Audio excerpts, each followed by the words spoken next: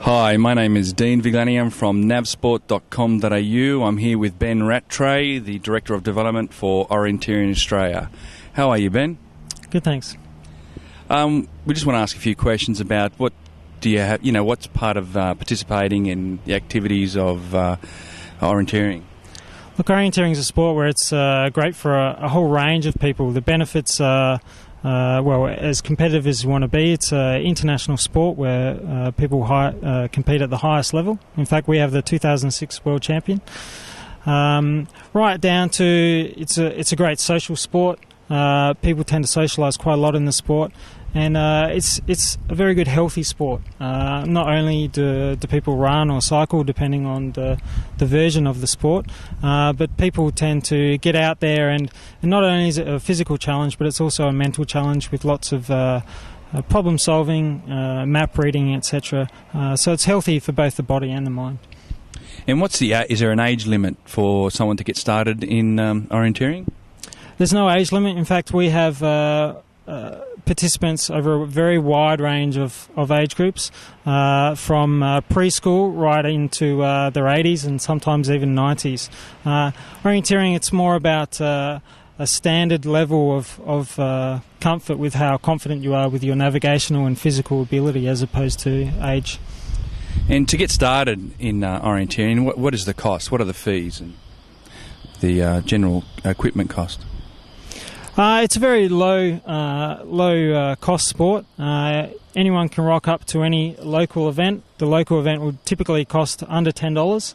And generally at any event you can also hire a compass if you want to take out a compass. And as part of the fee for the race or the event, you get given the map, which is essentially all you need. And apart from that, it's just comfortable clothes to either walk or jog or run, depending on your physical level. And just participation rates in Australia, is it a growing sport? Is it globally growing? What are the statistics on it? We have well over 80,000 participants every year in Australia for orienteering. So typically we have over 2,000 people competing each week, and that's right across Australia. So at any given event, you might be anywhere between 60, 70 people for our smaller events, right up to a couple of thousand people. And internationally, yes, it's growing quite a lot, and we now have over 70 member nations of our International Orienteering Federation. You mentioned there was a world champion who is Australian. He won the 2006 World Champion, 2007, or? Hanny Alston, female, won the 2006 World Championships for the sprint distance in Denmark, so last year, yep. And if you wanted to make a career at it, could you make a living out of in orienteering as in the sport? There are a few people, but they certainly are exceptions. To be honest, there isn't a lot of money in the sport, and we do have a few paid officers within Australia as well, but it's certainly not something that you would just dive into the last minute to try and make a career out of.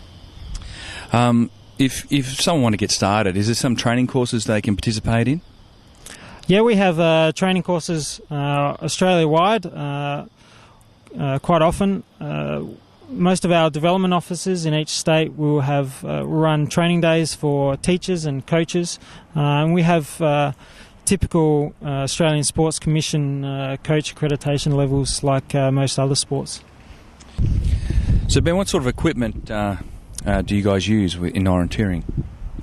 Well, essentially the main thing that we use is the map, the orienteering map. This is a fairly typical orienteering map of a fairly broad hill. The yellow generally represents that there's no trees. So essentially it's a specially prepared map, and overprinted over that we would have a course. And basically it would have control points which you would visit in order, so 1, 2, 3, 4, 5, 6. And just like many other sports, it's an individual sport, and it's a time trial. So people would navigate their own way with the help of with the map and complete the course as quickly as they can. And I noticed you've got this yellow thing on your finger. Well, typically when they go around a course, what happens is each control point will be marked with a flag like this. It's generally a little bit larger, and as evidence that they've been to each one, in the old-fashioned days, we used to use a clip card where they would punch a control card, but more modern day, we use electronic timing systems, and so there's a little box that they would place this into. It takes a few milliseconds to read, and then they'll go on their way, and that tracks not only that they've been to that control or checkpoint, but also the time that they were there. Also, have you got anything new information coming up on your website that you'd like to talk about? On the Orienteering Australia website, we have a new to orienteering section, which basically gives you all the information about what to expect when you turn up to an event, how to find where an event is on, and also lots of other information that will benefit newcomers. So you'll find that basically in the top left-hand tab of our menu bar. And which association do they contact? Is there a website they can go to or phone number they can call? The best contact probably is Orienteering Australia, the national body. Our website address is orienteering.asn.au, and our number is 026162 1200. Okay, great. Well, I'm here with Ben Rattray talking about getting started with orienteering in Australia. Thank you for joining us this afternoon. Thank you.